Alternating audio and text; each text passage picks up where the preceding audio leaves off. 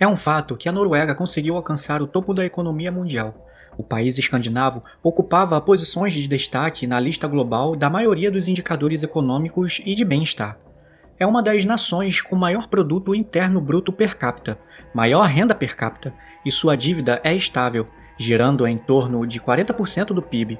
Isso está muito distante da dívida do Brasil, que ultrapassa 100% do PIB, ou do Japão, cuja dívida atinge 235% do PIB.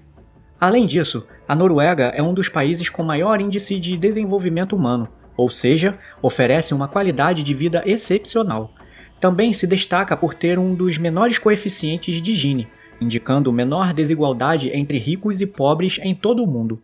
Como se isso não bastasse, a Noruega é um dos lugares onde é mais fácil fazer negócios e praticamente atingir o pleno emprego.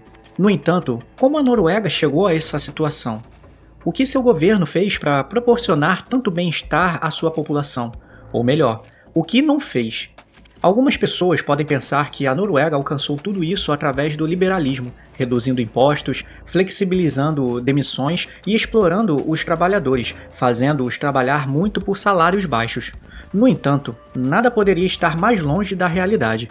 As condições de trabalho na Noruega são muito boas, e praticamente ninguém ultrapassa seu horário estritamente laboral. De fato, apenas 3% dos noruegueses trabalham mais de 50 horas por semana, em comparação com a média de 11% na OCDE. Vamos começar a história de como a Noruega se tornou o modelo econômico sonhado por todos.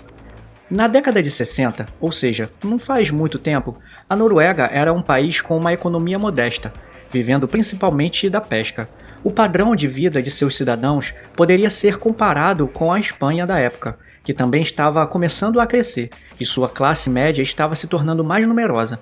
No entanto, a economia norueguesa estava longe das grandes potências europeias, como o Reino Unido, França e Alemanha. Em maio de 1963, algo inesperado aconteceu. A Noruega reivindicou a soberania de águas no Mar do Norte. O que essas águas tinham? Pois bem, embora pareça incrível, em 1969, os noruegueses, após muita busca, descobriram que essas águas possuíam enormes reservas de petróleo. A Noruega acabara de ganhar na loteria. O problema ao ganhar na loteria, como vocês sabem, é que se não souberem administrar essa sorte, podem se arruinar em poucos anos.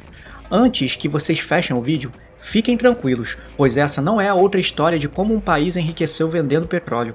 Bem, na verdade é, mas a Noruega não é a Arábia Saudita.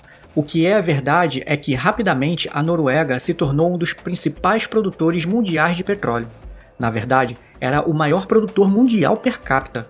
Os anos 70 trouxeram notícias muito boas. Um acordo entre alguns dos principais países produtores de petróleo, que formaram uma organização chamada OPEP, fez com que na década de 70 o preço do petróleo atingisse níveis exorbitantes, causando uma crise mundial. No entanto, para a Noruega, isso foi como um presente dos céus. De repente, podia vender seu petróleo a preços muito mais altos, e o dinheiro começou a entrar em abundância no país escandinavo. Parecia que a Noruega tinha ganhado na loteria pela segunda vez. Mas o que vocês acham que os noruegueses fizeram? Transformaram o país em uma versão de Dubai? Começaram a distribuir Ferraris à torto e à direita? Eliminaram completamente os impostos? Bem, na verdade foi exatamente o oposto. Vamos situar a situação. Para começar, toda ou quase toda a produção de petróleo estava nas mãos do governo por meio de uma empresa estatal chamada Statoil. É verdade que durante os anos 70, a economia norueguesa multiplicou por 5 e seu PIB cresceu. Mas o governo norueguês não permitiu que toda a economia do país se tornasse dependente do petróleo. Isso é super importante. Imagine que, como o petróleo é o que mais gera dinheiro, você faz com que toda a sua economia, ou seja, 100% dos seus recursos, se concentre na extração de petróleo. Isso faz sentido, não é mesmo? Muitos países agiram assim. No entanto, o problema disso é que se o preço mundial do petróleo cair, ou se o petróleo acabar, o seu país, que depende exclusivamente disso, enfrentará uma crise de proporções bíblicas. Vender petróleo é a única coisa que você sabe fazer. A Noruega não desmantelou sua indústria e controlou a produção de petróleo, enquanto o restante da economia continuava a funcionar dessa maneira como uma rede empresarial desenvolvida. Se o preço do petróleo caísse ou o petróleo se esgotasse, os noruegueses poderiam sobreviver. No entanto, Apesar de ter a produção de petróleo controlada sem excessos, o governo norueguês continuava a receber muitos benefícios da venda de petróleo. Claro, o governo se viu com uma quantidade significativa de dinheiro e recursos, a ponto de quase não saber como gastá-los. No entanto, em vez de construir arranha-céus e reduzir os impostos para seus cidadãos, que aliás são alguns dos mais altos do mundo, a Noruega optou por criar uma poupança, ou melhor, a mãe de todas as poupanças. Assim, a Noruega criou um fundo soberano, o maior fundo soberano do mundo.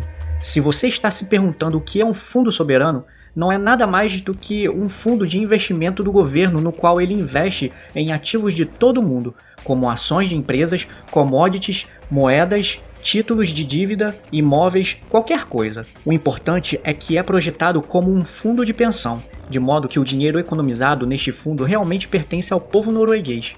Se entrarmos em um tema mais ideológico, o governo norueguês acredita que as riquezas naturais do país pertencem ao povo norueguês.